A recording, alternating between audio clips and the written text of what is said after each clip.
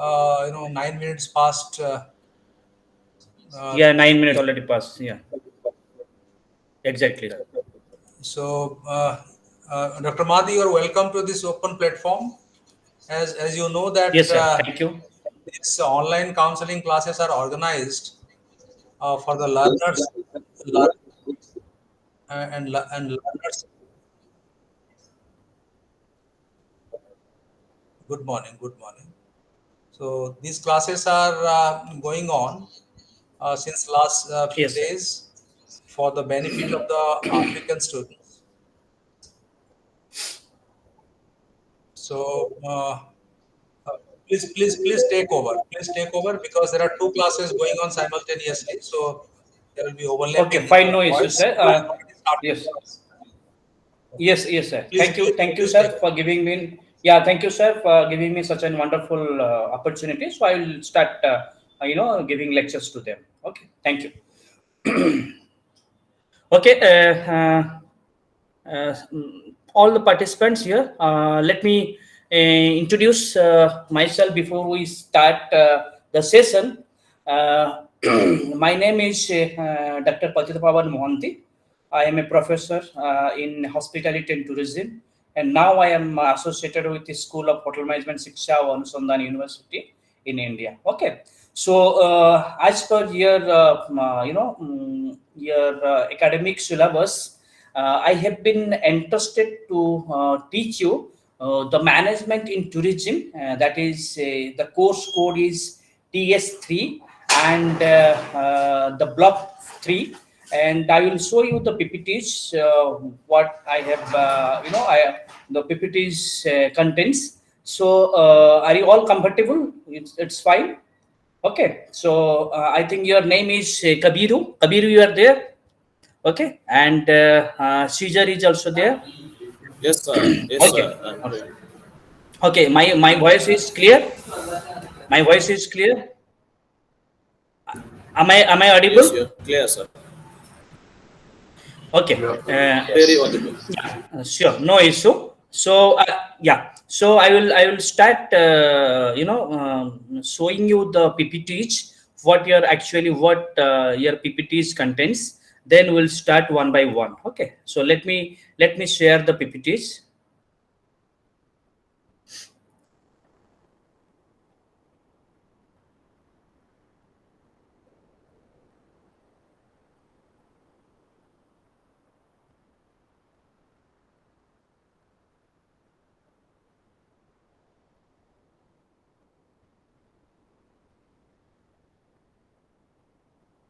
Just hold on.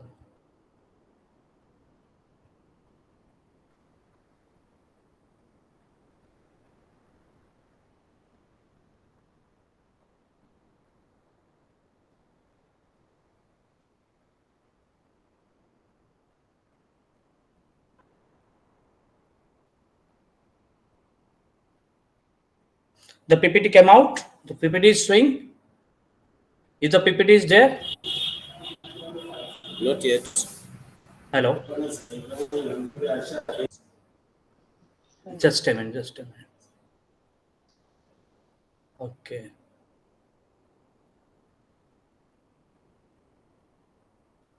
Now it is fine. No, sir. The Not. PPT is coming out in Yes. screen. Yes. Okay. Now good. Now it is fine. The PPT. Yeah. Yeah. Yes. So this is your entire block 3. That is your course code TS-03. That is your management in tourism. Okay. The name of the chapter is organizational behavior issues, and there are different unit in this chapter, or the chapter contains all these units. The unit one is first one is your supervisory behavior, and second unit two is your intergroup behavior, and unit 3 is your interpersonal behavior, and unit 4 is small group behavior. So this is all about your course code TS3, that management in tourism subject contents as per the chapter organizational behaviors. Okay, so we'll start from the slide 1, and that is your supervisory behavior. Okay, so first of all, you should the unit one contains the supervisory behavior. So first of all, when the supervisory behavior comes into the mind, so you should always you should have a background knowledge and actually who is a supervisor and what is the role of a supervisor. Okay, and it is a very common word. I think you all know about regarding this supervisor. The word supervisor is what it actually holds. Okay, so any organization, when you work for an organization or when you see an organization, there are different kinds of organization. Maybe it is an academic institutions, and maybe it is a university, maybe it's a trading organization, maybe it is an enterprise, or in any kind of organization there are different kinds of employees or different kinds of staffs are involved in it. Okay, so that's why it has been segregated into different level. So first level, second level, or third level, or sometimes it is called first line and second line and third line. Okay, so the first lines are the higher level, that is also called the higher level, and second line is sometimes called the middle level, and third line is also sometimes called the lower level. So these labels are normally found in any organization. You imagine any organization, that organization always holds or always constitutes or consists of the different level of personnel, okay, or the different levels of employees or the staffs. So by considering all these things, we should first assess who is a supervisor, okay, or what is the definition of a supervisor. What happens in any organization, the first line or the the top level persons or the top level employees are called the managers, and the middle levels personnel are normally called the supervisor, or their work is called the supervisory works, and the lower level people are called the the bottom line employees, okay, or the bottom line workers. Okay, so keeping in these things, you should know what is the role of supervisor and who is a supervisor, who we can call as a supervisor. Okay, so any organization, a supervisor is actually a leader of that group. So when we talk about the supervisor, a group comes into the mind. Or then what is a group? Now, group is a small consisting people having a common purpose or having a common goal or having a common objectives when they work for a common goal. So that is a group. It may be a small group, it may be a large group, or it may be a medium-sized group. So a supervisor is a leader of that group, or he is the member of that group.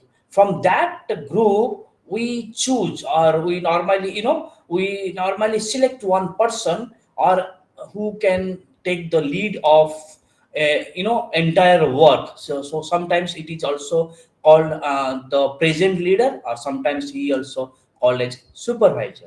So the supervisor controls the activities of the people. Okay, so what is at the base line of this supervisor, or what is the you know main purpose of that supervisor? Now he controls the activities of the people who reports to him and carrying out the management's policies and program. Hello, you all are listening to me? Hello, Yes, sir. Yes, sir. hello. Yes, yes. Yeah, my voice is audible. Okay, so Very audible and clear, the sir. supervisor, yeah, noise, yeah. The supervisor actually controls the activities of the people. Okay, and the supervisor have a purpose. What is the purpose? Now, to carry out the management's policies and programs. If he or she will carry out the management's policies and program, the objectives of the enterprise or the objectives of the organization can be fulfilled. Otherwise, if you are not carrying out, or if you are not obeying, or if you are not following the management's policies and guidelines, then it will be not happen. So that's why the when this supervisory behavior comes into your mind, or when the supervisor word comes into your mind, so you should always think that there is an organization. or there exists an organization where that the peoples are working for a common purpose. Okay, so this is the baseline. This is the fundamental things that you need to remember. So it may be a pharmaceutical organization, it may be a university, or maybe academic institutions, or maybe some kind of business entities. So any organization have a a clear cut vision and mission, and also the objectives, the policies and programs. So when the organization recruit the people, so at that time they recruit as per their requirements. When they recruit for the managers, when they recruit for the supervisor and other workers, they lay down some some kind of policies and programs, some kind of objectives. So the supervisor's role is, or the supervisor can be defined as a leader of that group, who is actually responsible and accountable for control of the different activities of the people, who are normally on daily basis reports to him. It means when the work starts, when the organization start functioning, so at that time what happens, there are different kinds of day-to-day functions are normally happen, or normally carried out. If the functions are carried out, then the organization start to achieve their common goals or the common objectives. So because end of the day, or we normally input, when we start coming to the organization, then the end of the day, we the output comes out. So if you think in that way, how the organization functions, and how the other people, I mean your managers, your supervisor and other workers work, or the functions as per the rules and regulation of the organization, then the finished product, or your your output comes out. Okay, so you should think, or you should consider in that point of view. So that's why supervisors, leaders, or the managers are indispensable item, indispensable part, or the part and parcel of any organization. Okay, so now comes to the job of a supervisor. Okay, so the job of a supervisor is very important, not because his her task is get things done through the people, but also he is the only link between management and workers, and is responsible for implementing the management decisions. So as we discussed all these points, the supervisor is the middleman. He connects, or he set up a linkage with the management and with the other workers, so that communication between the management and the happen, your output, your efficiency, your task will be get done, or works, or try to see a dream. He always the organization always dream of giving the customer satisfaction, proper customer satisfaction. That is the purpose of organization. So at that time, what will happen, this just hold on, this organization start working, or they start giving the different responsibilities to the supervisor. So the supervisor is plays an important role. Supervisor plays an important role in any organization. He is the linkage, he set up the connection, he is the nexus between the management and the workers, and he is also responsible for implementing the management decisions. So we'll go to the next slides. Okay, so what are the, when we are talking about the supervisor, then what are the various kinds of attributes that a supervisor normally poses? So there are different attributes of a successful supervisor. Everybody has the required qualifications, or maybe an experience, but to be a successful supervisor you need some attributes. So that attributes you should remember. What are those attributes? Because if you follow that, those kind of attributes, you will be a very good supervisor, and you will be an asset to your organization. So the first point is, firstly, a supervisor must know what is expected him. Okay, so the supervisor should know his abilities. That means the organization has been appointed him or has been recruited him, and the supervisor should know this is my capabilities and I can deliver that capabilities for the sake of organization to give the maximum output or the maximum efficiencies. So that is the first point. And secondly, the second point is a supervisor must have an application of management of people. Okay, so this organization or the organizational behavior issues, that particular chapter normally, applicable for the management of the people. It's called a people management, because organization is a people intensive or people interactive kind of organization. So in that organization, what happens? A lot of kinds of different levels of people come and go, and they work for a particular a particular kind of your purpose or objective. So the supervisor should be very very articulately know how to apply the people as an asset. Okay. The next point is pragmatic targets and timely information. What do you mean by the pragmatic targets? The pragmatic target means it's very practicable by nature.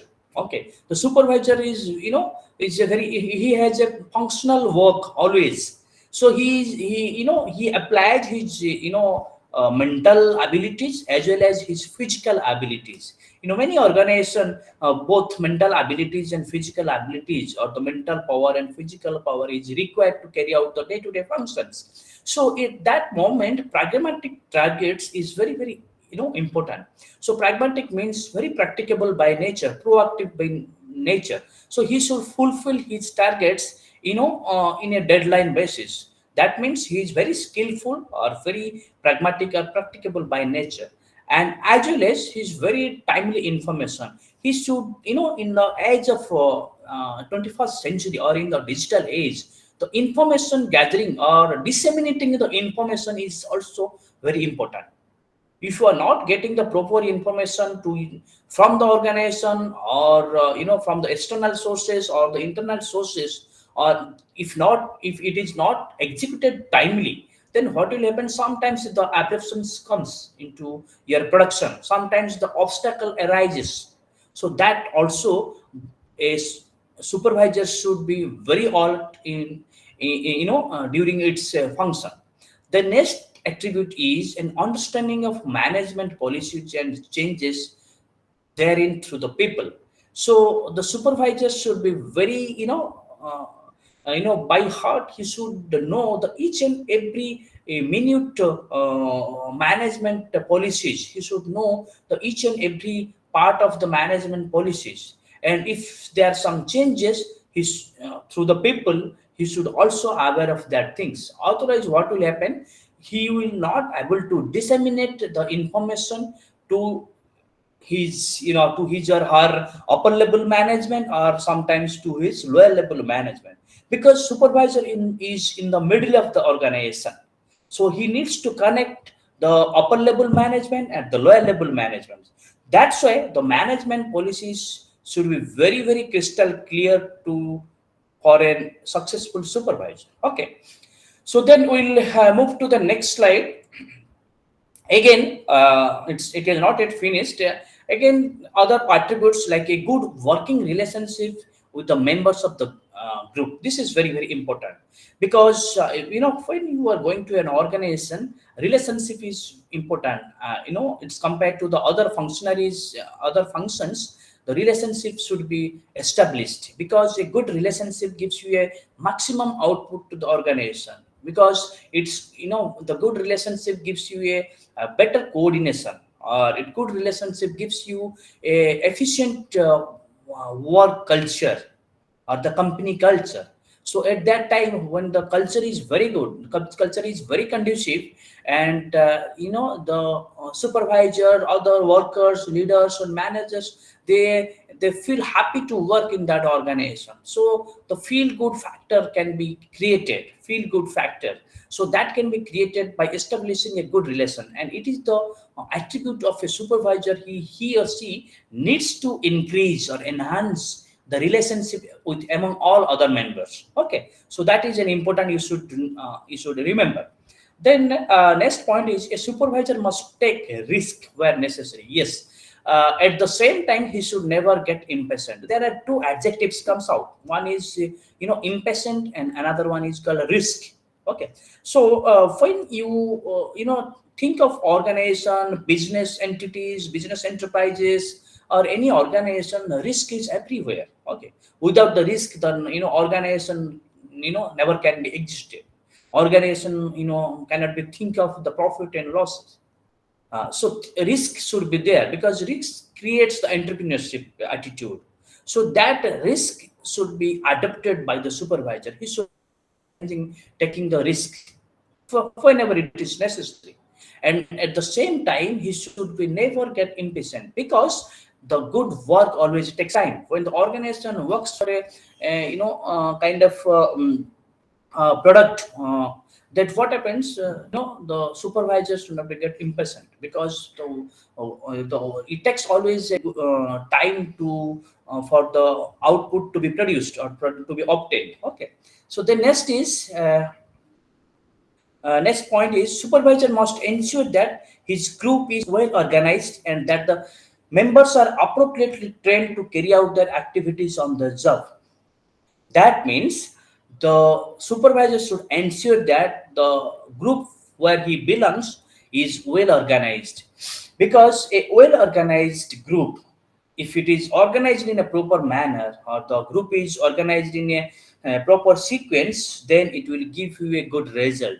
Otherwise, if there are some deviations or if it is not organized in a proper sequence, then it will not give you the good result. It will not give you a good reputation. Also, it will also not go. It will not create the brand image of the organization. Okay, it depends upon the what kind of organization you work for you, that. And also it will be it will it create difficulties to carry out the day-to-day activities. So that's why the supervisors should ensure that the group is very very well organized, and it's just like everyone is bounded by a chain. Somebody is deviated from that kind of a chain. So what will happen, the deviation creates obstacle to the organization's output or the organization's the product efficiencies. Okay. So the next attribute is supervisor must ensure effective communication with subordinates, other supervisors, and high-level managers in the management ladder. I have told you in the beginning there is a management ladder. So in the management ladder, the supervisor is the linkage between the top level management and the bottom level management. Okay. So the supervisors needs to establish a good and effective communication between its managers or the subordinates or the top level managers or their bosses or the chief executive officers or chief financial officers and other workers. So that's a management ladder. Okay. The next is so these are the few points you should remember regarding the different attributes of supervisory group behavior. The next is what requires for the effective supervision. So sometimes you should ask yourself, okay, the supervisory is a kind of good attributes required for the organization, but to carry out the supervisory roles, what kind of skills or what kind of other things that a person or a particular individual needs to adapt so that he will be successful, or what requires for the effective supervision. So normally for the effective supervision, that means your supervisory work or the supervisory functions should be very efficient and very effective. If it is very effective and efficient, it will give you a maximum output, or your organization will be go towards to the profit maximization. So, what are the what are the requirements for the effective supervision? Now, the effective supervisor should possess various kinds of traits or the qualities like self assurance. So first qualities he should possess is that is self assurance, means he should be he or she should be first of all get confident that yes, I will finish this work or I will get this works done by the people, other people. So the self assurance he should exudes, or he should reflects in his behavior is prime important. Okay. The next is effective verbal communication. Communication is one of the important quality of a good or effective supervisor is required on day-to-day basis. Is there is no, here, if communication is not clear, if it is not crystal clear, then there will be different obstacles will come out in during your work schedules. Okay. So effective verbal communication is also required. Then pleasing personalities or pleasing physical standards, that is also very very important when you work for a multinational companies or multinational organizations. Your kind of physical and mental standards, or your personality also gives a good and a remarkable you know a remarkable image to the your organizations. So that is also another requirement for the effective supervision. Okay.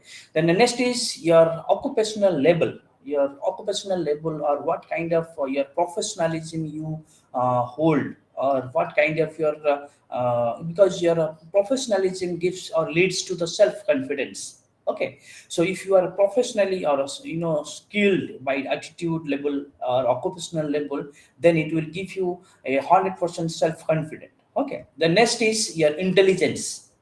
Yes, intelligence is required. The intelligence quotient IQ is required to work in different organization in a different level or in the different countries also. And the perception of ability and the personalities, that I have already told you. The ability, your capabilities always comes from your your professionalism, your craftsmanship. So all these things come gives you or leads to your capabilities, and that also reflects in your personalities. If you are 100% self confident, that also reflects in your personality, so that you can perform your work very well. And sometimes what happens, the organization recruits a lot of personnels, but people lack that self confidence. Sometimes they lack pleasing personalities. What happens, at that moment, what happens, the organization start losing, or start losing its product efficiencies, and sometimes the output level goes down. The material resources also deteriorates or spoils. So all these attributes or all these requirements is actually needed for the effective supervision. Okay. Then creativity, nowadays in the age of innovation and creation, innovation and creativity, this is also very very important part. So creativity and innovation is the backbone of any organization. The organization needs to be sometimes focus, not sometimes, always focus on new creativity and innovative works. The supervisor, for the effective supervision, the creativity and innovation is also very very important. And diplomacy and tactfulness is also required, because to carry out the different functions, or when the supervisor works for an organization, he or she mingles, or he or she comes in contact with the different kinds of people. So at that time, and different kinds of work are also done or performed. So at that moment, the supervisor should require the diplomacy and tactfulness, are very clever. He should be very clever to carry out its day-to-day function. Otherwise, people will cheat him, or people will deceive him. So these things, you should remember the various requirements for the effective supervision, as well as all the sympathy and proactive nature or extrovert by nature is also required. Then we'll go to the next slides. As I have also discussed that the different skills also required by the supervisor. So first one is very handling people. First one is very very important, handling people, and second one is leadership skill, and third one is communication. As I have already discussed with you, people handling skill is important for the successful existence of the organization, any organization. If you are handling the people very shrewdly, or in a very efficient manner, effective manner, then your organization is definitely get good result. And apart from that, your leadership skills reflects in from your kind of work pattern you carry out on day-to-day basis. Your leadership skills reflects what kind of attribute also you possess, or what kind of qualities you normally reflects or you normally pass on to your subordinates, and in which manner you perform your job. So that is a learning aspects for other people. They observe your leadership or supervisor skills, and they learn from that skills. So that will also leads for the successful existence of the organization. And apart from these two skills, communication is required. And communication is the backbone of any organization. If your information is not communicated in a proper manner, then your organization will be collapsed. So these are the few skills, or the very important skills required by the supervisor. Then we'll come to the the unit 1 is finished. Then if you have any questions, you can ask. If you have any doubts, would you like to ask any questions, participants, at the learners? So, sir, from my side, there is no any question Yeah, because any question? you are Okay. looking at a Are you, detailed yeah, explanation. So yeah, that's no okay. problem. So are you yeah, are you fully clear Yeah. about whatever the slides I show to you? Are you clear, Yes, Kavir? Yes, sir. sir. They are Everything is clear. clear. Yeah. Yes. Okay. Okay. No issue. So we'll go to the next slide. That is here. Just hold on. And the next unit, we'll go to the next unit. Is it coming on your screen? Yes, sir. Okay. So the unit 2 is all about your intergroup behavior. Okay. Intergroup behavior. So when in the previous slides, when we you know think about different kinds of supervisory roles, or the different managerial works, or the leadership skills and all. So it all lies in a group, because an organization is constitutes small teeny groups, or small groups, where the different objectives, or different sub objectives, and there is one master objectives, or the master purpose, or the that is called the company's vision and mission. And every small groups, or every each and every small groups always strive to excel in their group.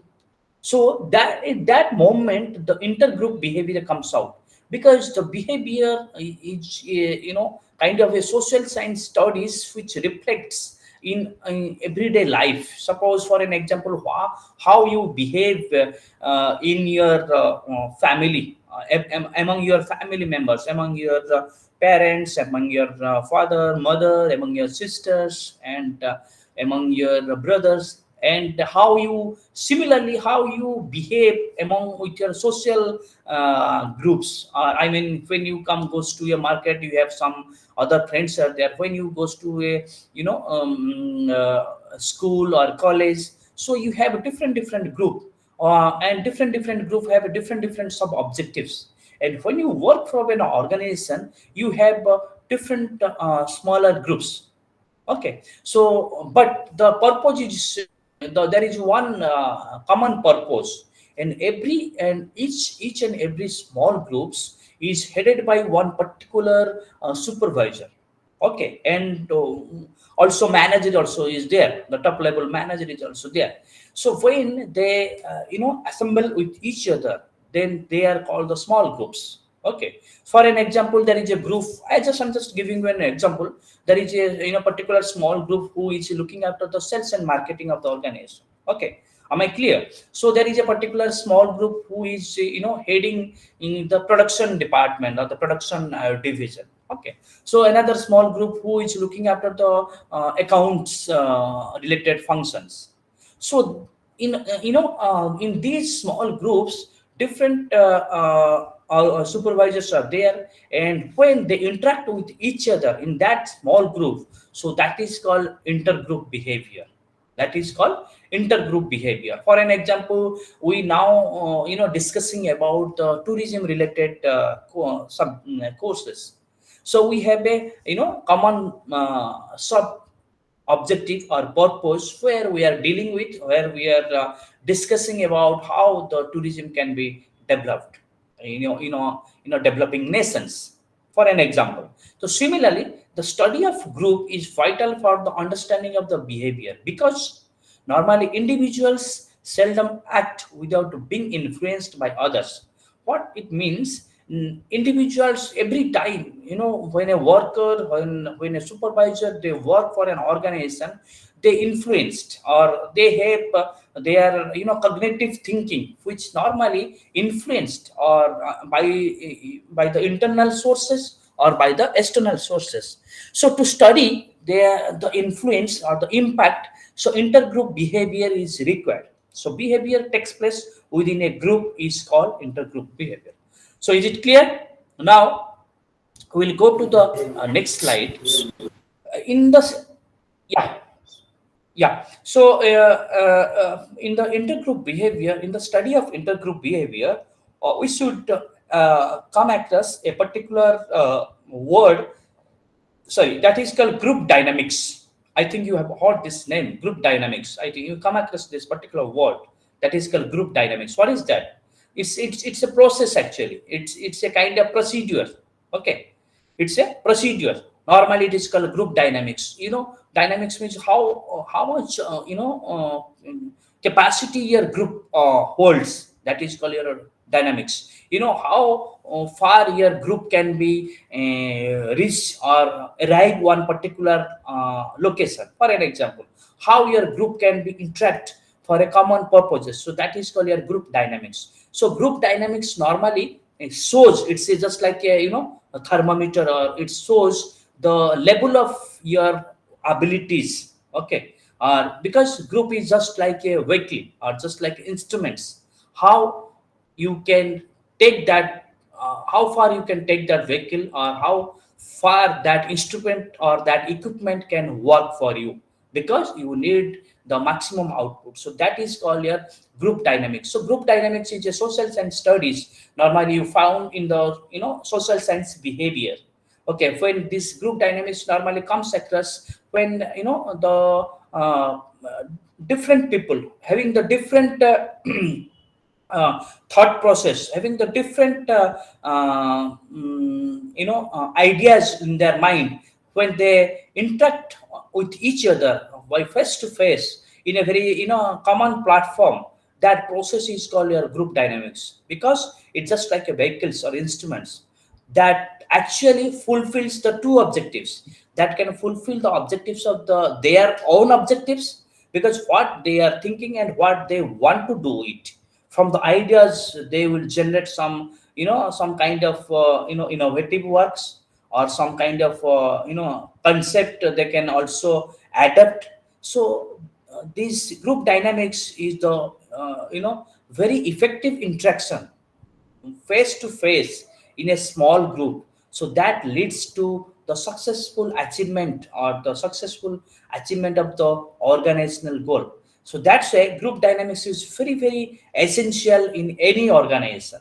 Group dynamics is very very essential in any organization. So it is possible only if there is a positive intergroup behavior, so that it always the behavior can be positive and negative. If the positive intergroup behavior exists, then it will give you, or it will lead to you the successful achievement of the organizational goal. If it is negative, what happens? So when there is a negative intergroup behavior, so you will always get away from your organizational goal. Your output level will be diminished, your efficiency will be goes down. So the managers or the leader always strive or always try his level best to make the group dynamics very energetic, very happy going kind of process, so that because this process should be very fruitful. how it can be fruitful now if it is in a positive manner. If it is not in a positive manner, or if it is going towards to the a negative kind of things, then your organization cannot achieve its goal. So that's why the group dynamics you should learn, and the group dynamics also have some positive results by creating or generating innovative skills or innovative concept or innovative ideas among the group members, so that that can give a good result to the organization, or that can give different product lines to the organization, different new products. When normally in the new product development process, that is called a NPD, new product development process, the group dynamics helps, because during that interaction or the face-to-face interaction in a small group, the different creativity skills comes out, or the different creativity concept comes out. So that helps the organization to grow, or that helps to the organization to create its own brand image. Okay, so is it clear now? So we'll go to the next slide. uh, Understanding the intergroup behavior, how, in which way a person can understand the intergroup behavior. If he understand the intergroup behavior, what will happen? He or she can make a format, or he or she make a standard operating procedure or SOPs, so that when his subordinates, when his or her successor comes out, the organization can deliver that same SOPs to the other people to follow the common policies or the guidelines. So to understand the intergroup behavior is also another important steps for the successful achievement of the organizational goal. So personalities, customs, and tradition are developed in a group. As I have told, this group actually always convergent towards to the social science, or the socio economical or socio environmental development.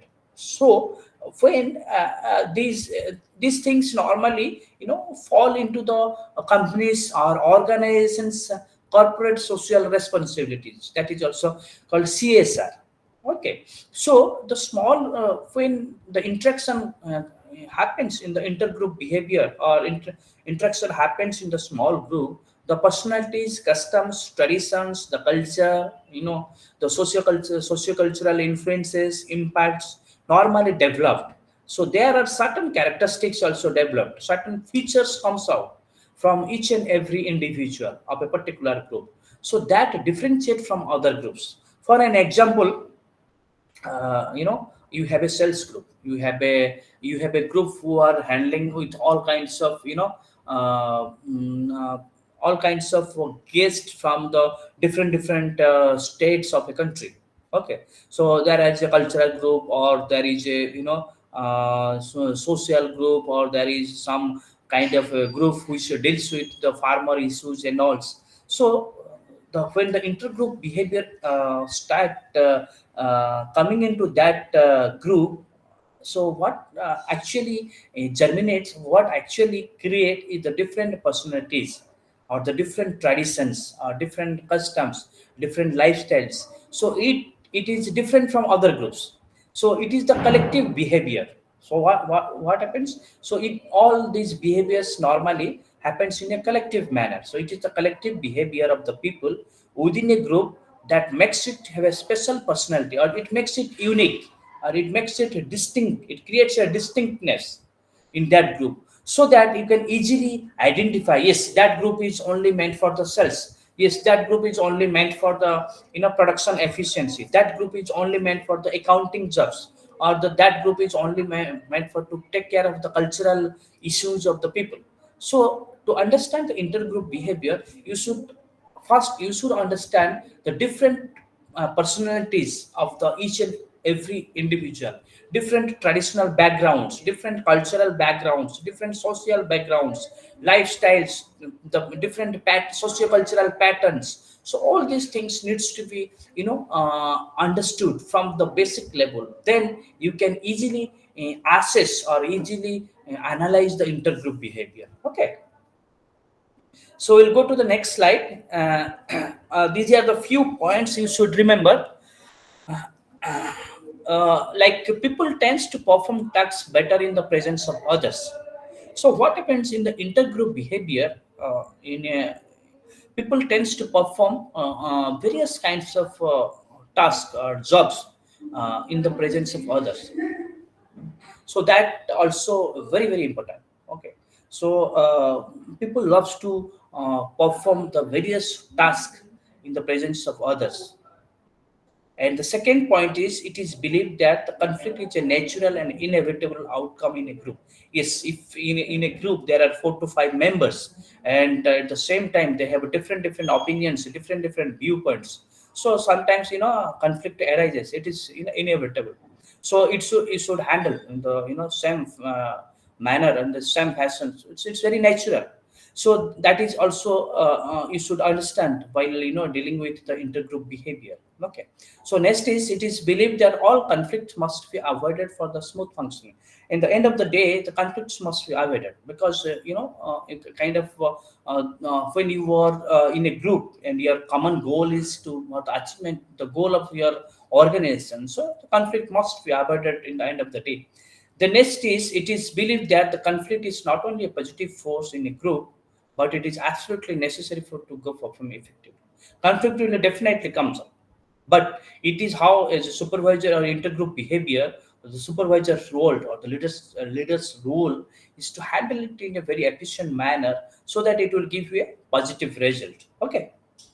So we'll go to the next slides. What are the various key takeaways or the key points that intergroup uh, uh, performance is analyzed, or the performance can be identified? Okay, so there are different attributes as I in the unit one as the attributes of a supervisor. Similarly, in the intergroup performance or the intergroup, when the interaction happens in an intergroup behavior, the performance level is actually goes up. So how it can be goes up, how it can be enhanced, it enhanced in the by taking all these kinds of attributes. Like the first one is interdependence. The first one is interdependent dependence. Oh, what do you mean by the interdependence? Now when two groups functions with relative interdependence, but their combined output contributes to the organization's overall goals. So as I have told you, the organization overall goal is your, the first and the prime important organization's overall goal. When the two group functions with relative interdependence, means the dependency level, or we are when the two groups are dependent with each other. For an example, sales and marketing. So this particularly it's two groups. So sales and marketing, two groups is interrelated with each other, or inter dependent with each other. Similarly, if you go to a hotel, or if you have prior knowledge or experience in hotel, for example, there is a relationship exists between the housekeeping department and the front office departments, because they are interdependent with each other. Because these two departments is very functional and effectively work for the hotel business success. Normally, maybe in the national level or international level, I think you know about the front office department and the housekeeping. Both are necessary and important for catering to the customers, because these two departments are having the interdependency qualities. That quality normally leads to the customer satisfaction. So customer satisfaction is the organization's overall goal. So that activities is simultaneously carried out. It is that activities is simultaneously functioned by the attribute of interdependency with the among these two departments, front office and housekeeping. Okay. So next is next attribute, or the next intergroup behavior is your task uncertainty. So what do you mean by the task uncertainty? Task uncertainty is also another aspect. There are different tasks are normally functions, or the different tasks normally exist in different groups, or it is concerned with the different groups. So the task should be carried out on day-to-day basis to collaboratively or individually to achieve the organizational goal. So the key to task uncertainty is that non-routine tasks require more processing information. Task with a low uncertainty tends to be standardized. That means your to perform a task, there are different organizations have different deadlines there. Different group have also the different deadlines to finish their task. So how the task uncertainty creates now when the group people lack the capabilities to perform that particular task, when they have less skilled manpowers, when they have running out of the equipments, because equipments is also required to carry out the different functions, or when they have no such standardized materials, or they don't have any standardized resources. So at that time the task uncertainty rises, or that aspects comes into the mind. So that's why the uncertainty can be avoided by making it standardized or making it more feasible to the each and individual group. So that's why the intergroup behavior, when there is intergroup behavior, uh, the task uncertainty will be definitely comes in. Then we'll go to the next slide, that is your time and goal orientation.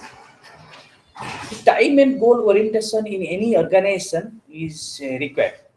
When intergroup behavior or when there are first line, the top level management or the middle level management or the lower level management, these are the your ladder management ladder. Time and goal orientation is required to carry out the different functions, because flexibility your goal, your achieve how to achieve it, so that things always makes the successful intergroup behavior. This so that the timeliness and your punctuality of performing the various task is also required. The next so this is all about your unit 2. This is about the interpersonal group behavior. Okay, so you have any questions, learners? No, sir. No, sir. Still. From my side, there is no question. Okay. Okay, anybody you have any doubt?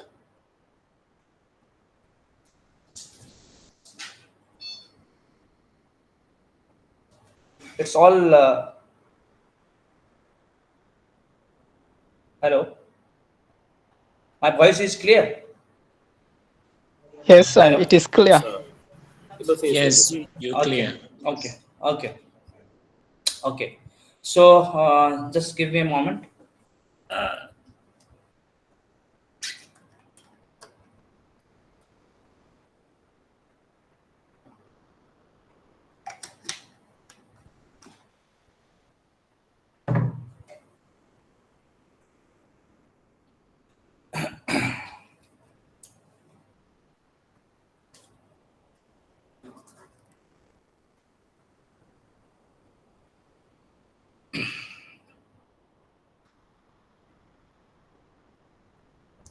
So we'll move to the unit 3, that is your interpersonal behavior. Okay, interpersonal behavior.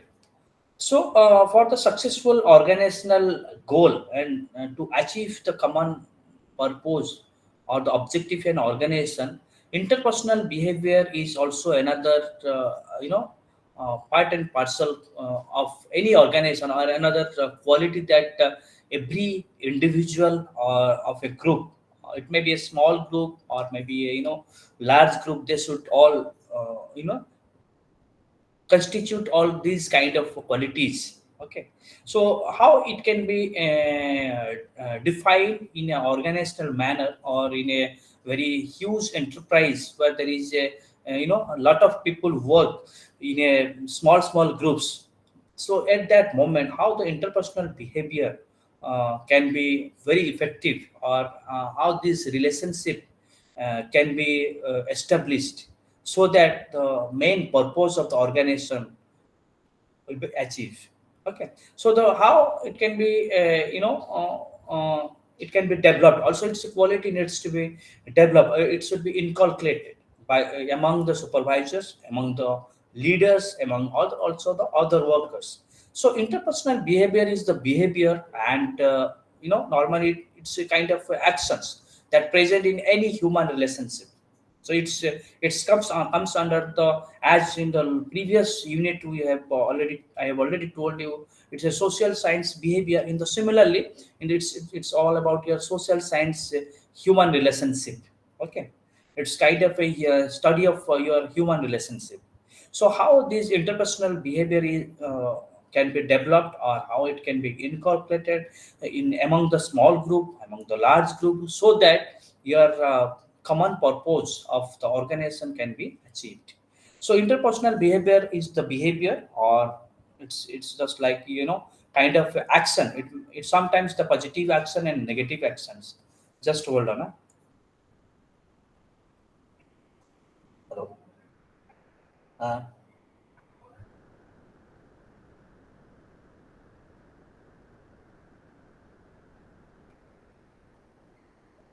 Hello. Hello.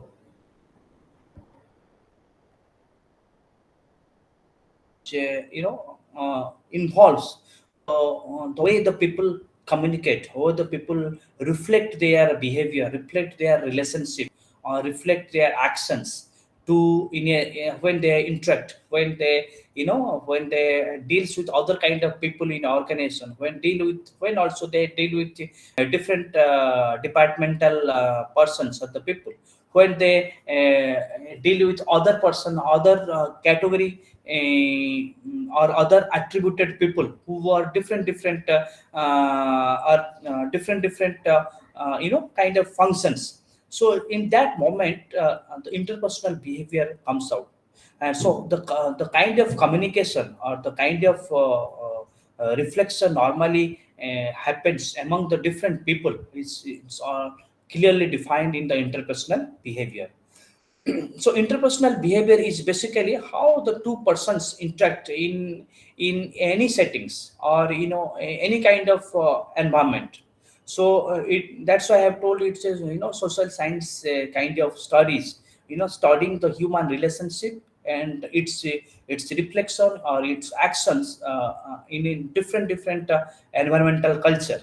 So it is extremely important, because it may be any organization or any enterprises or any business entity, or even in schools, or maybe in colleges, or any other educational institutions, or maybe universities. It strengthens because to create a good result. So main purpose is to achieve its common objective, or the common purpose. So that's why interpersonal behavior can be basically arises when the persons interact in any environmental circumstances. When at a basic level, that is between two people, and the relationship is very strong and pleasant, and it will lead to the proper behavior. This behavior will result in productive work, which is ultimately what organizations are looking for. As I have already told you in the previous units, that this relationship, or this kind of behavior is required in any group, in any settings, or in any environmental circumstances, where the your organization is already set up in that kind of atmosphere, or that kind of environment.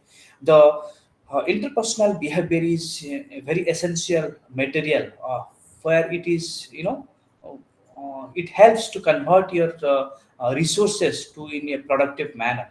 Your efficiency level is also enhances, your productive work is also increases or enhanced, so that leads to your organizational goal. Then in the study of interpersonal behavior, or interpersonal behavior in a group, there is called a particular terminology comes into the mind, that is called a transactional analysis. Okay, it's a bit difficult in a social science aspects or in the tourism analysis. What is called transactional analysis, or it is sometimes this particular word comes across in group dynamics also. The transactional analysis is actually a particular kind of technique. It's a technical expertise experience which is normally used to help people better understand their own and others behavior. Okay, it's a kind of a skill, it's a kind of a social science skills. It is called transactional analysis. It's a technique normally used or adapted so that you can better gauge the people's understanding when they comes out normally in the interpersonal relationship. Okay, so transactional analysis is a kind of method of analyzing and understanding the interpersonal behavior. This technique it actually measures the personality, or the, as I have told you earlier, the group dynamics process, or the dynamics of a particular individual, or particular dynamics of a self, or its relationship to the others, or its response to the external external influences, or sometimes also the internal influences. That's why transactional analysis can be defined as a particular scale or a technical skills required to help the people better understand their own and others behavior. So this is a scale which can be used to assess your understanding level, or also to assess the others or other members of a group's understanding level.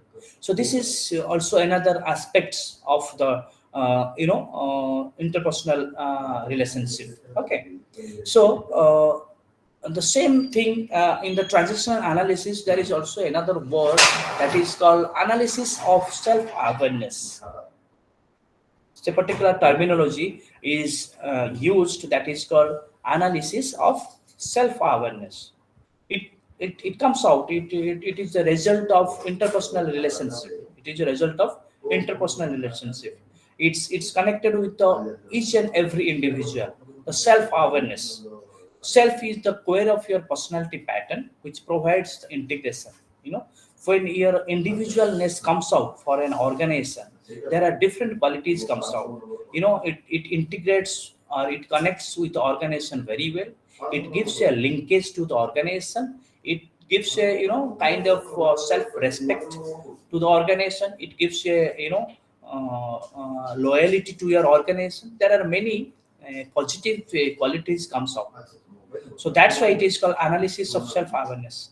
The relationship can be studied properly if a person can perceive his own behavioral style, so that if he is self-aware of his behavior, then the relationship can be easily studied, or the relationship can be easily also enhanced, because the relationship reflects to in your environmental or work culture.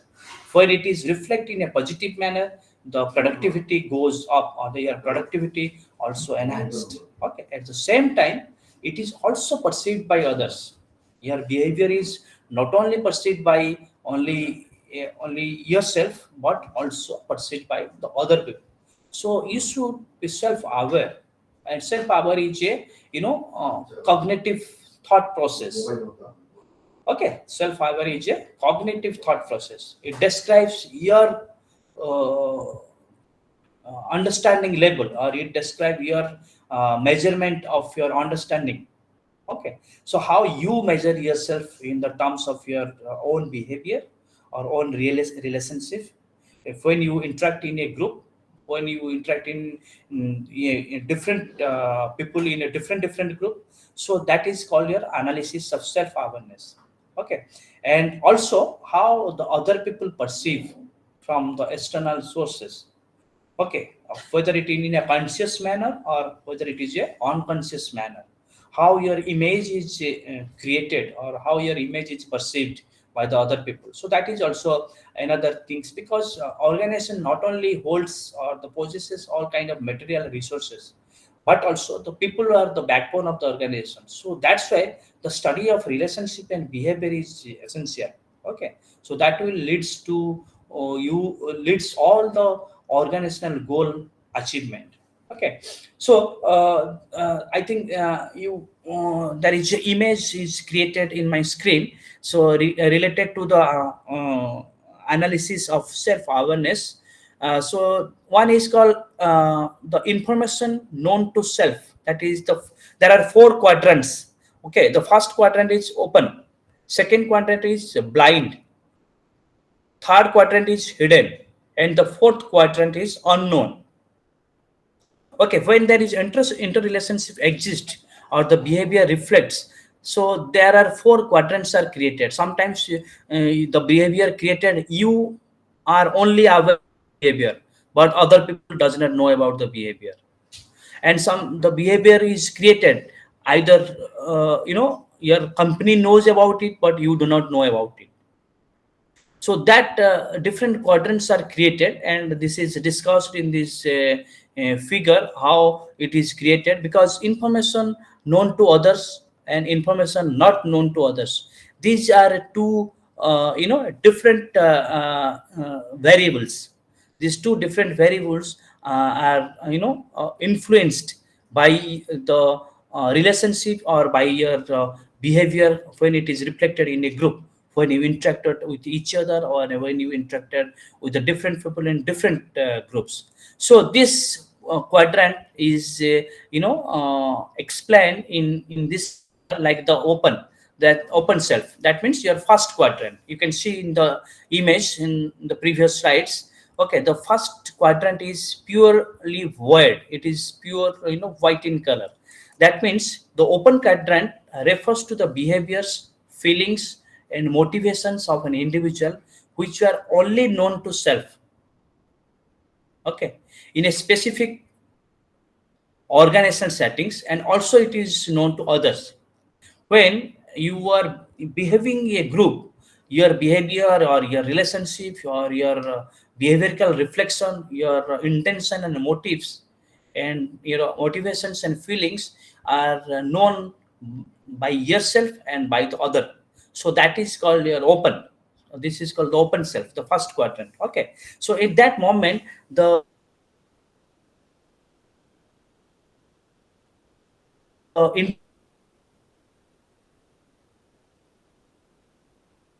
individual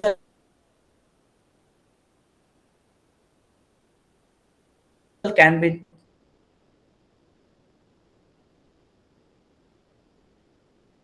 termed as very straightforward, very open, or very the second button know his or her behavior.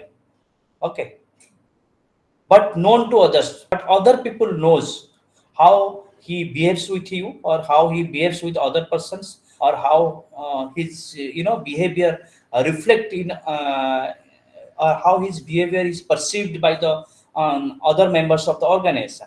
Okay, just hold on.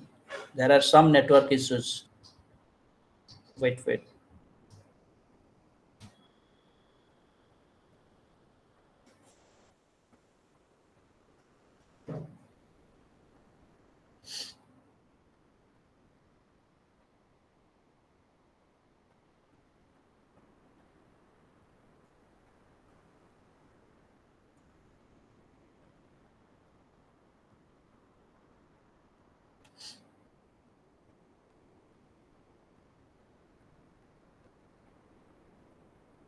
Now it's fine. The PPTs are on screen. All are able to see it. Hello. Yes, sir. Yes, sir. It is Okay. clear. It is So visible. yeah, no, Yes, sir. yeah. Okay, no issue. So yeah, then the second quadrant is the blind or the blind self. That means this quadrant, the behavior or the relationship when arises, it is unknown to the particular individual or particular persons or the particular member of the group, but it is known to others. Okay, and that means the individual is not reflective, or he or she is unaware of his relationship or his behavior towards to the organization or towards to the other groups or also in the same group, and other people know what is happening to person, but he himself is unaware of it. Same thing I just explained you, so that the other people knows that how he is carrying out its functions, how he is behaving with other people, how his manner is also reflected, how he or she is doing his daily task in any kind of group or in any kind of relationship, but he himself is unaware of it. So that is called the blind or the blind self. Okay. So the next quadrant, the quadrant, third quadrant, means your the third quarter is the hidden self. The hidden self is the quadrant which is known to self but known to others. It's very this is very private kind of things, or very personal, or very personified kind of things, or the very, this attitude is very personified. Okay. So this is a personal windows normally, how the individual behaves, the which is also known to him, but it is sometimes unaware by the others. That means that means he conceals or he hides something in his mind or in his behavior, which is not reflected clearly. Okay.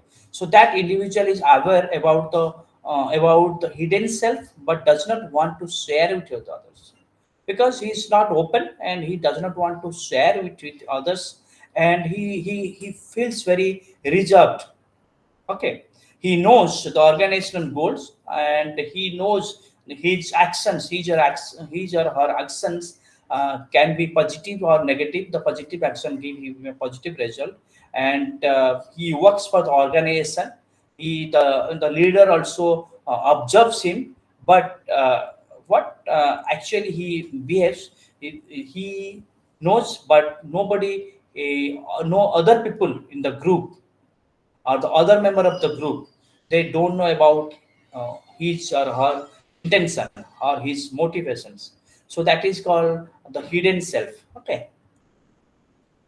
Then last quadrant, or the quadrant number 4, is your the unknown self. This quadrant is unknown to self and unknown to others. It is both the individual and the members of the group are unknown or unaware of these particular traits or the particular characteristics. The individual is working in everyday or for the common purposes, or he is giving his he is encasing his abilities for the organization. But what happens, the feelings and the motivations or its intention is so in depth that so nobody actually measure it, or it is not comes out in full-fledged manner, so that the individual as well as the your leaders or the supervisor does not come into contact with that persons. So that is called your the unknown self, the fourth quadrant. Okay. Then in the study of this interpersonal relationship in a group dynamics or in the group behavior, another feature is important, another important feature, that is called your ego states. Okay. It's also it's a kind of organizational issues. Okay. So when the individual or a collective individuals, when they interact in a group, when they stay in a group, there are a lot of conflicts and egos comes out. Okay. Sometimes the ego in a positive manner or the negative manner is always displayed, or it's always reflected in the human behavior. It's required, you need to study this ego and conflict. Okay. So they normally comes into a particular kind of behavior in any organization, and that particular state or ego state, that is called ego state, a particular kind of condition where the ego arises, is plays an important role in human relationship or human behavior. Okay.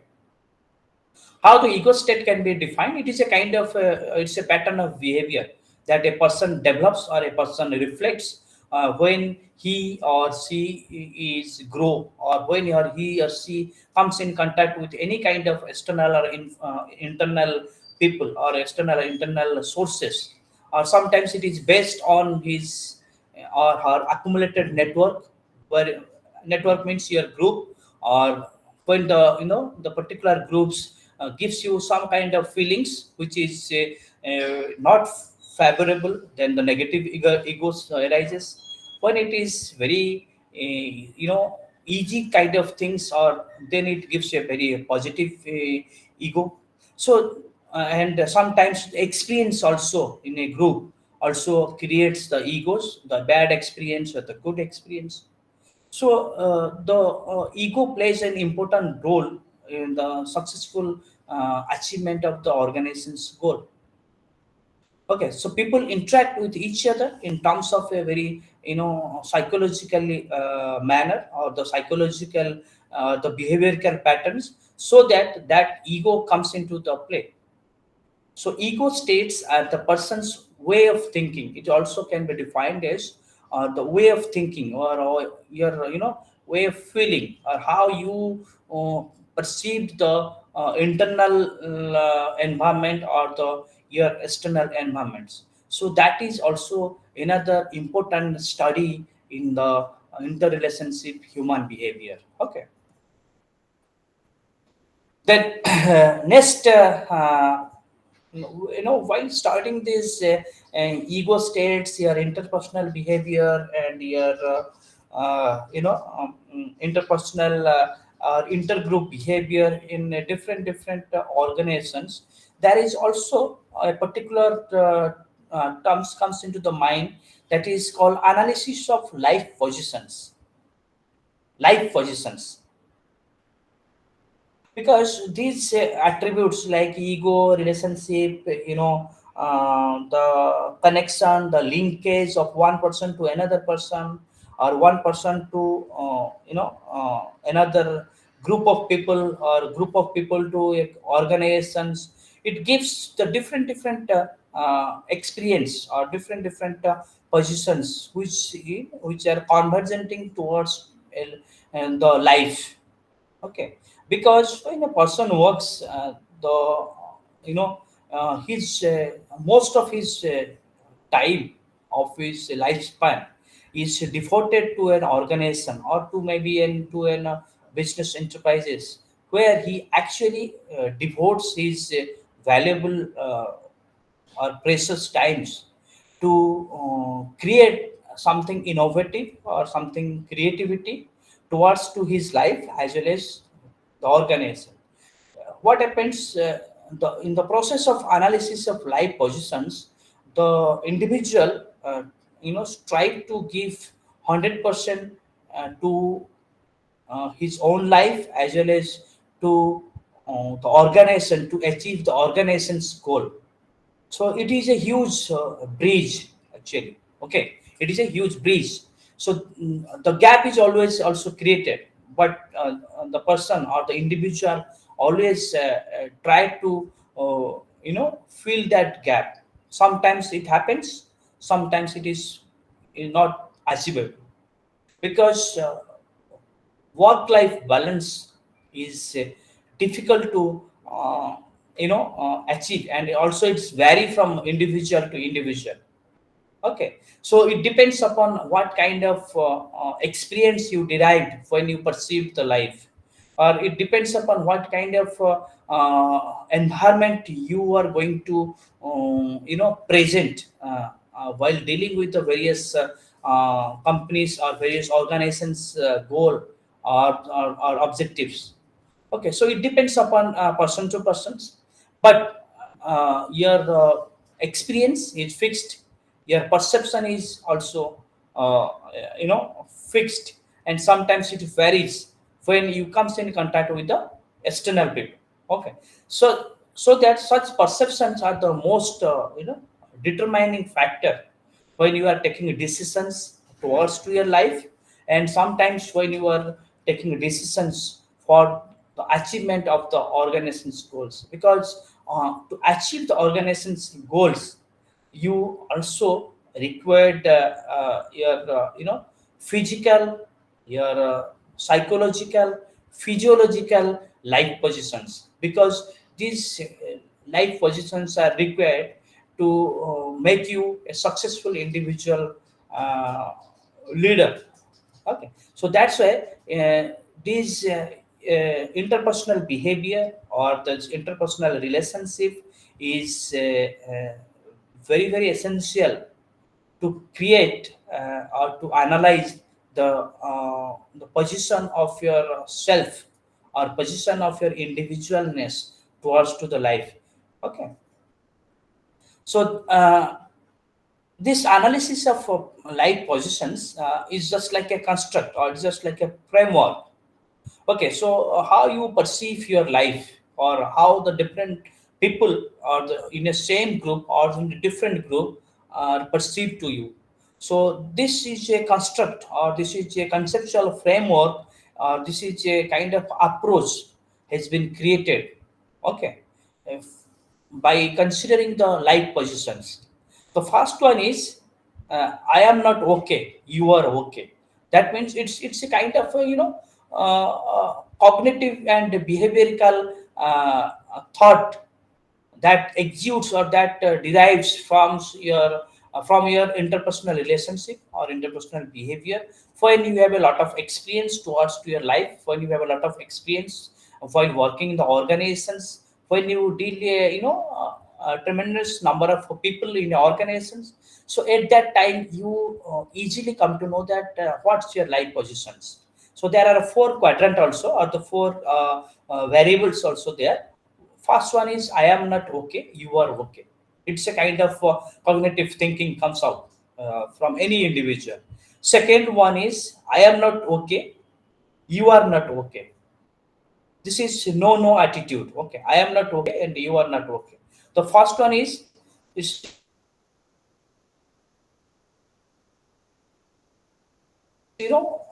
I am not okay, but other people, I mean your feel that when I experienced that, yes, I am okay, but you guys are not okay, or the other groups, other individuals are not okay. So that is also another construct. And the fourth variable is I am okay and you are okay. So this is both win and win situation, win and win situation. That means I am feeling very okay and I am feeling very realistic, and I am very feeling very pragmatic by nature, and you are also very feeling positive towards the organism. So these four variables actually gives a reflection to your life positions. It actually gives actually measures how your life has been constructed throughout your career, or throughout, suppose you are working for an organization last 25 years. So these constructs or these four variables, I am not okay, you are okay, I am not okay, you are not okay, I am okay, you are not okay, I am okay, and you are okay. These kind of constructs will give you the entire reflection of your career span, okay, or your attitude towards your organizations.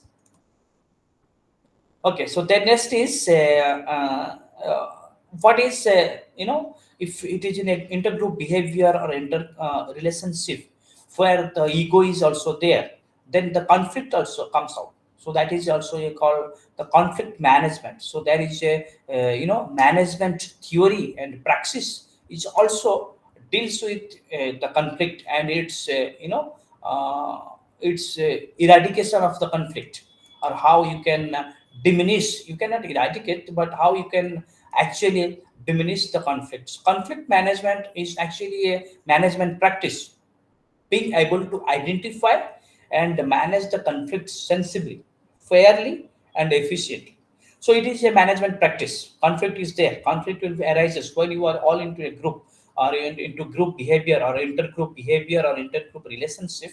The conflict will arises, because conflict, when the conflict arises, then if you are taking it in a very positive manner, and when you identify it in a positive sense, or when you manage it in a very efficiently, it gives you a very good result. Okay, The conflict management process deals with the perceived incompatibilities or disagreements arising from the different groups or the different diverging viewpoints, different diverging opinions, or sometimes different diverging objectives or the necessities. From these diverging opinions or objectives or the necessities is the mother of this conflict. Okay.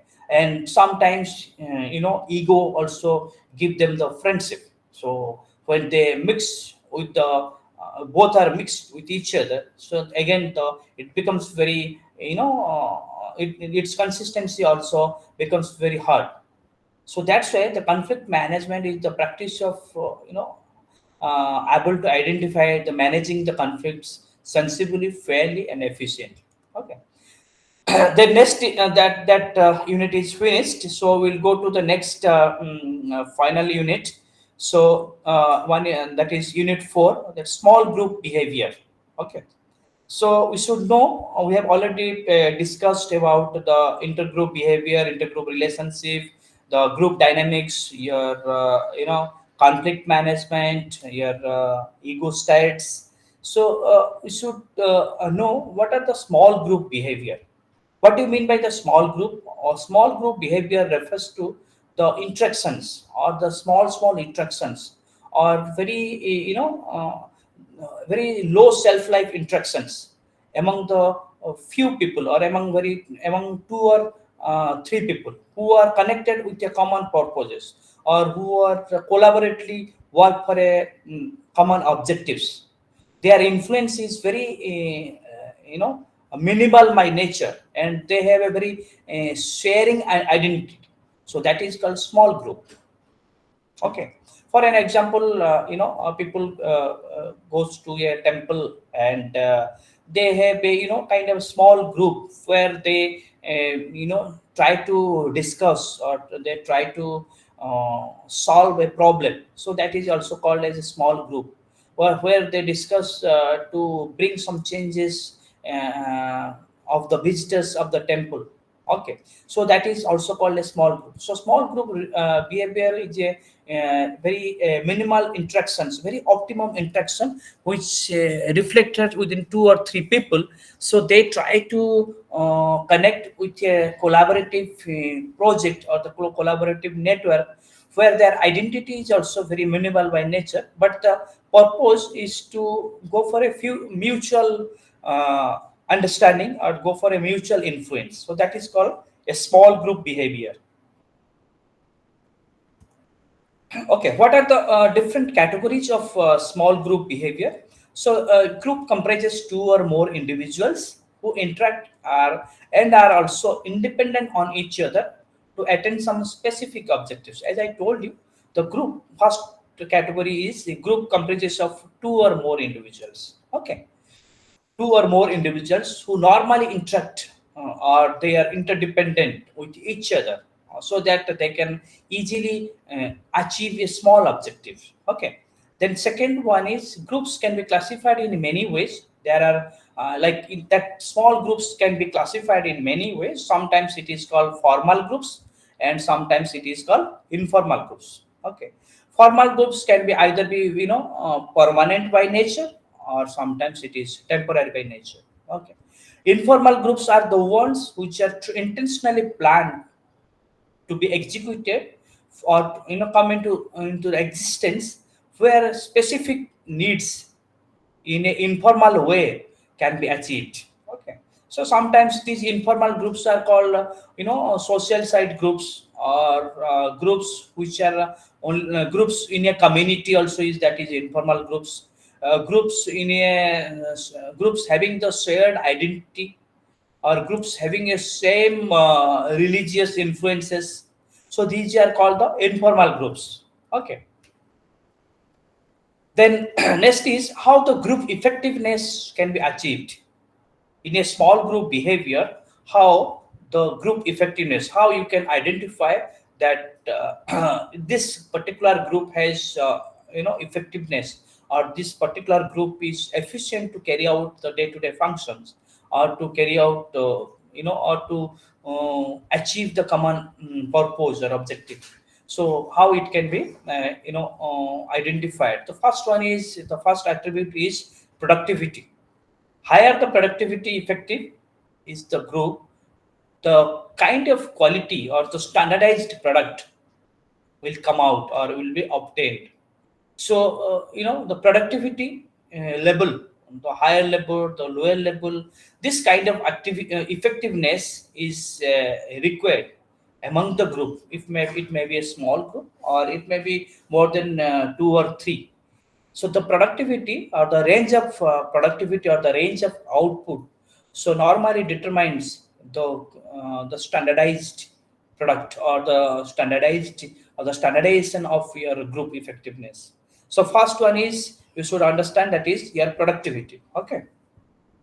Second one is attendance. Yes, attendance. Any kind of any group, the attendance determines your the punctuality or the timeliness, the flexibility of the people or the group member.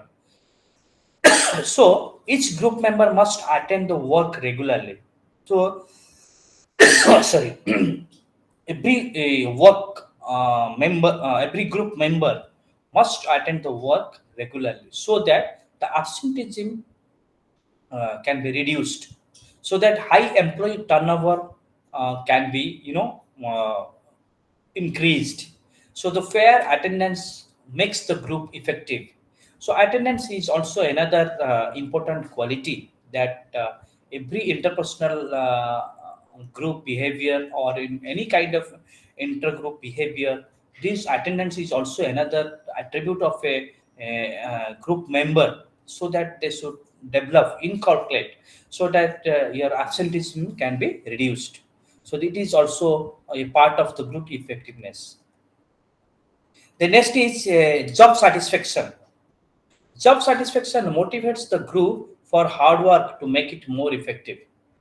Management should take steps to ensure job satisfaction of its employees. Okay.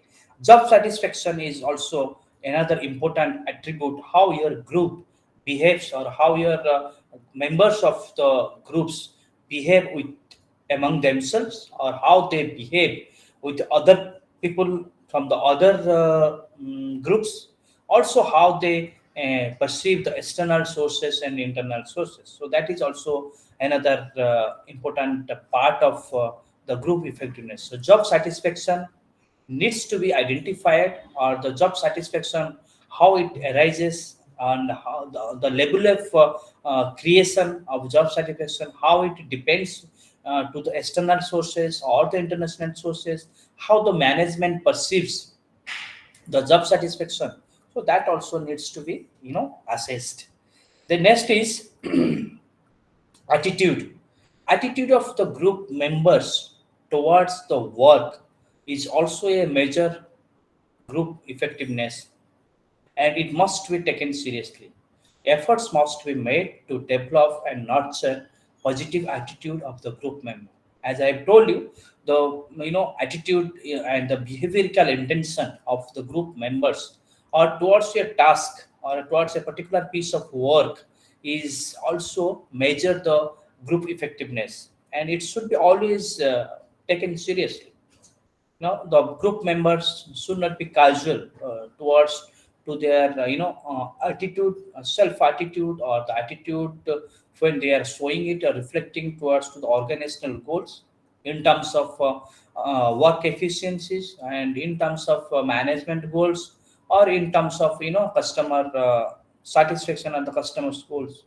So these attitudes is having different approaches towards to the management, towards to the customers, and towards themselves. So the sincere efforts needs to be taken up to develop it and nurture it in a positive manner, so that the intergroup behavior, interrelationship can be strengthened. Okay. The next is employee well-being. Yes, employee well-being is one of the most emerging area of this intergroup behavior or interrelationship among the groups, and it is also another social science emerging issues. Employee well-being, how the well-being of the people or the worker how they are, there are different kinds of well-being, like, physical well-being, physiological well-being, psychologically well-being, spiritual well-being of the employees, so that they will be remain fit and fine in every time. So that employee well-being is also another function that should be taken up by the management. The efforts should be made so that the mental and physical fitness of the employees can, lead to the group effectiveness. Okay, just hold on. Yeah, अच्छी cabin में 5 minute खंड जाऊँ काम सारी जाऊँ 5-10 minute.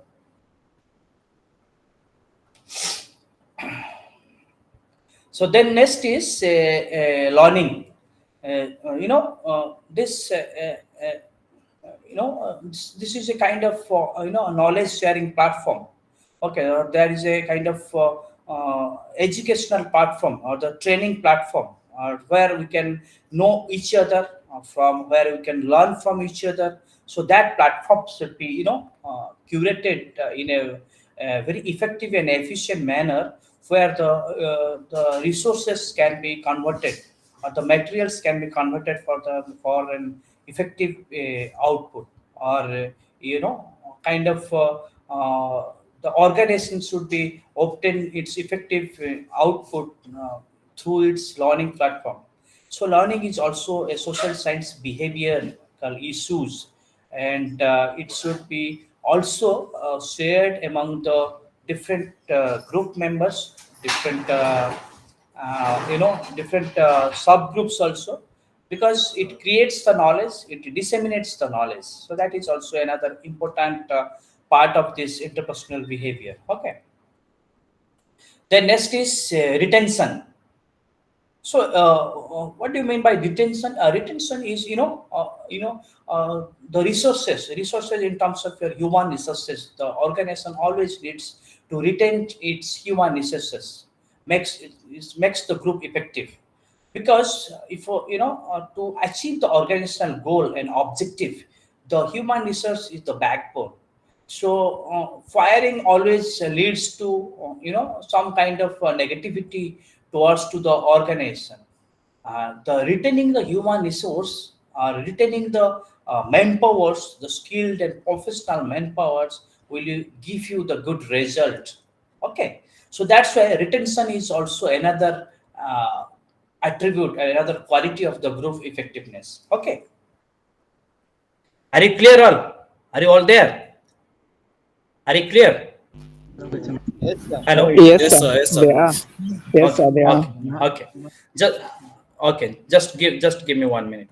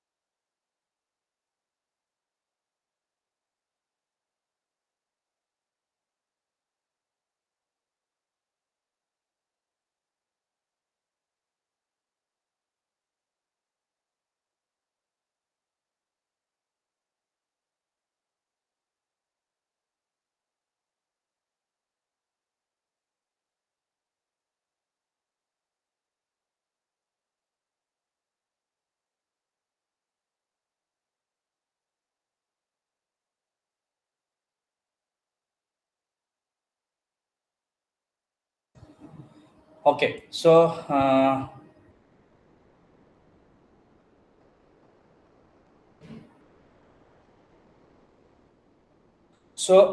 next, we'll go to the various kinds of factors governing the.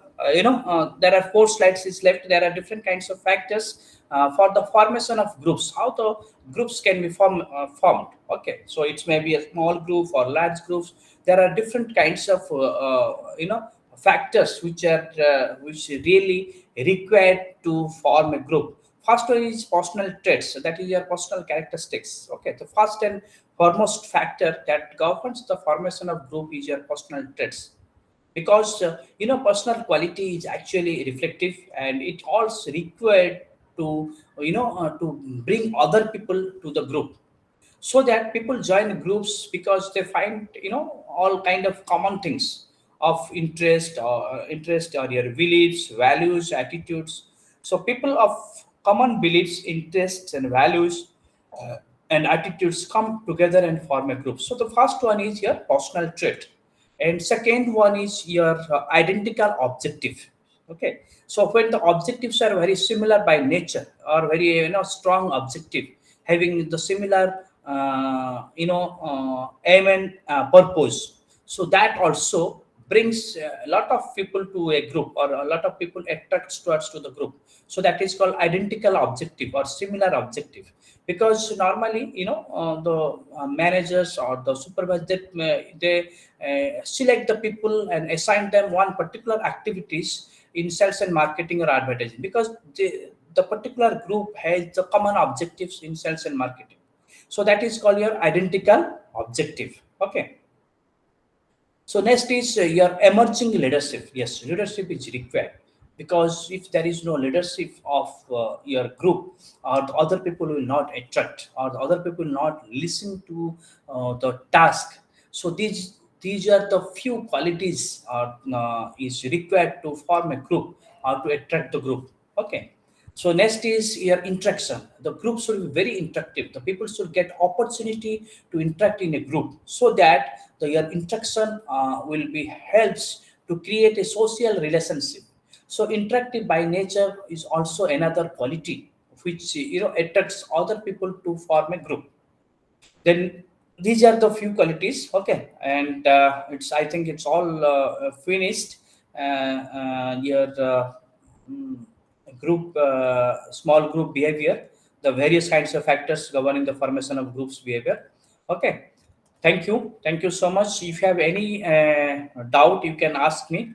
Okay, and you can express your thoughts and feelings, also how you understand the particular chapter.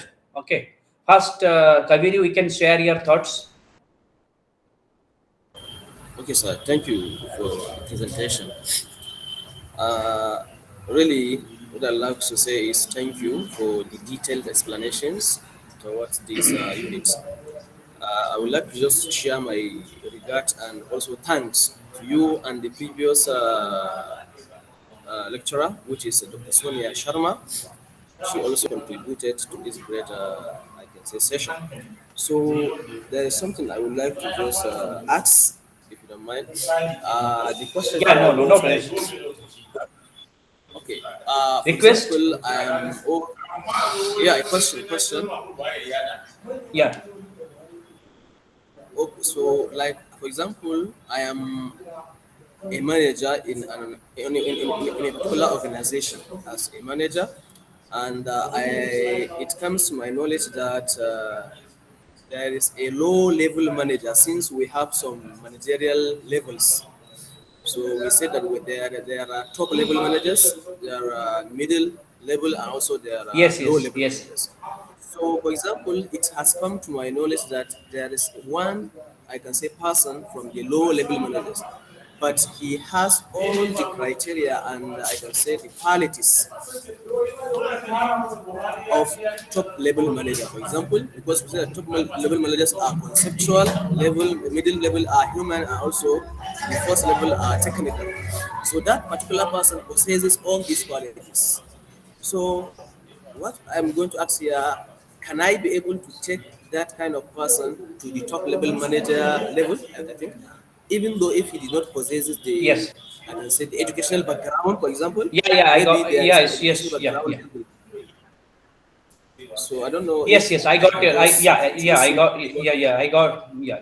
Yes, yes, I got your questions. I got your question. The answer is that yes, you can take that person to the upper level. Yes, because if that person does not have some kind of proper educational background, or he has not yet come to that particular education, but he or she has proper experience, or he or she is showing the proper behavior or proper relationship he is also maintaining, so that will leads to bring him to the top level. No issue, no issue. You can later on you can give him some capacity building training, because training is also required. So in a organization, training is also required, which gives a person to grow in the future, or to develop or to inculcate various qualities while working. So the my answer is that you can also bring that person to the top level. No issue, no problem in that. Okay, thank you. Okay, thank you, sir. Thank you very much for the information. You know, here in Nigeria, I don't know in India about India, but here in Yeah. Nigeria, so you can see there are some companies, organizations that used to, I can say, they only use educational background. For example, I have a degree, bachelor's, for example. Someone has a master degree. So even if you possess, there may be someone who is just having a high level qualification. So they cannot do just, but that kind of person who has the high level education background, for example, has the qualities and all the, I can say, criteria that he can be able to run maybe in a level, I like middle level or something like that. So you can see that they will never, I can say, they will never take that kind of person to that kind of level, the middle level manager, because he did not possess, he did not possesses, or he doesn't have a background in education background, for example, a degree. Okay. Since to that kind of education, only that kind of education that hinder him to transfer to the next level. So there are some education organizations that used to do so. So that's why in Nigeria qualification matters. So you know, Yeah, in definitely. developed Yeah. No, countries, I know, qualification. Yeah.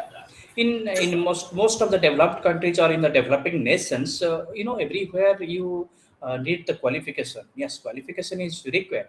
But as far as my knowledge is concerned, apart from the qualifications, if your attitude towards to the organization, your behavior, your relationship, your professionalism, if you have developed a skill, that also will be helpful.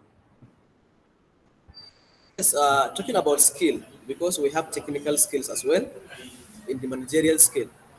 So you know, some organizations, they are, let me just use an engineering organization or company, for example. You know, there might be a person who possesses all the skills that they are looking for, but doesn't have the qualification, for example. So that lack of qualification cannot hinder that organization to just employ him, because he knows all the skills he learned, but out of school, for example. Because there are some skills that you may just learn from just some skill acquisition centers, and also you can learn some skills from computer, let's say schools outside the those, not like just I can say like going to a university or something like that. So there are some companies that used to employ a person without even having a degree, education, or master or something like that. So, but you know, in that happens only in, I can say, developed countries, Yeah, because not yes. countries like Africa, particularly Nigeria. So Nigeria, I think the things are not like that for now. I don't know.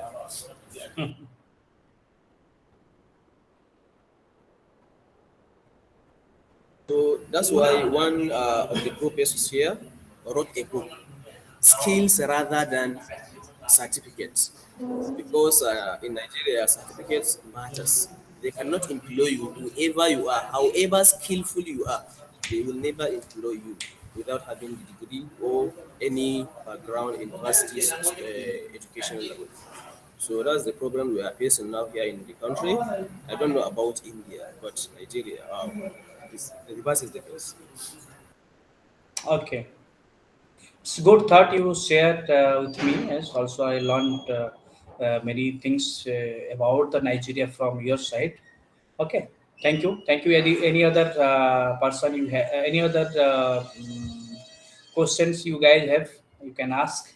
Otherwise, we'll wind up the session. And tomorrow also the same time. So tomorrow the another chapter is there. So I will teach you the another PPT I have prepared for all of you. So next I mean tomorrow Friday we have another session. So any other things that you need to share with me? Okay, so regarding that supervisor that you discussed, supervisor behavior. So, the as from what you just said, or I can say you said earlier, the supervisor is meant for just a guide and also to just be an intermediary between the I can say the people he is just supervising and the management. Maybe the supervisor may be in middle management, middle level management, in managerial these levels. So, from my Sir, side जाओ जाओ here in what a minute. Nigeria, uh, हाँ जाओ जाओ ଗୋଟେ କାମର ଅଛି ଯାओ ଯାओ ଯାओ ଯାओ ଯାओ ଯାओ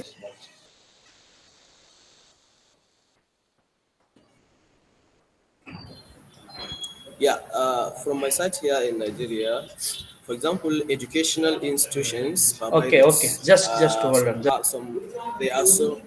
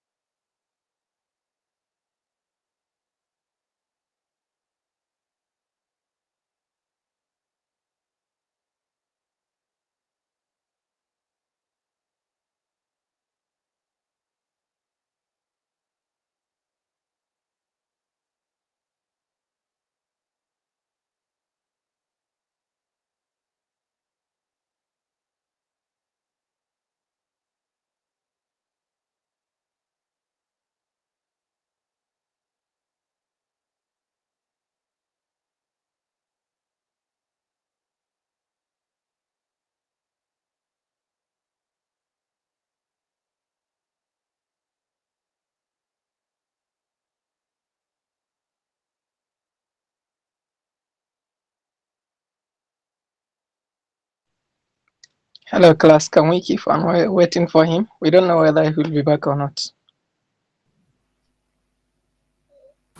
So it seems like he left. Yes, now that's what I'm saying.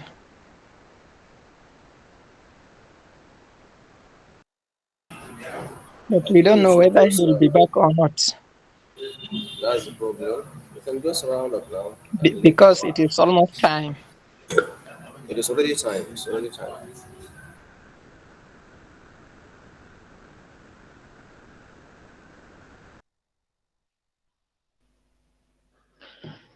I think he ended class today. Madam Nura, I did not see you yesterday. Allah, Alhamdulillah. You were absent yesterday. How was the work?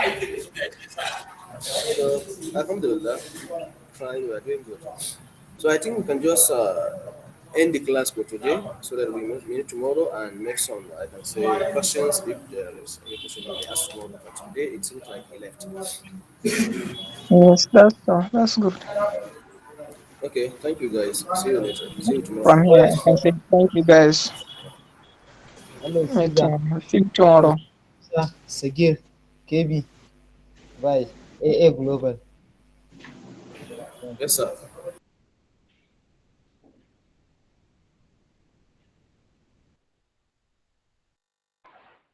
It was like.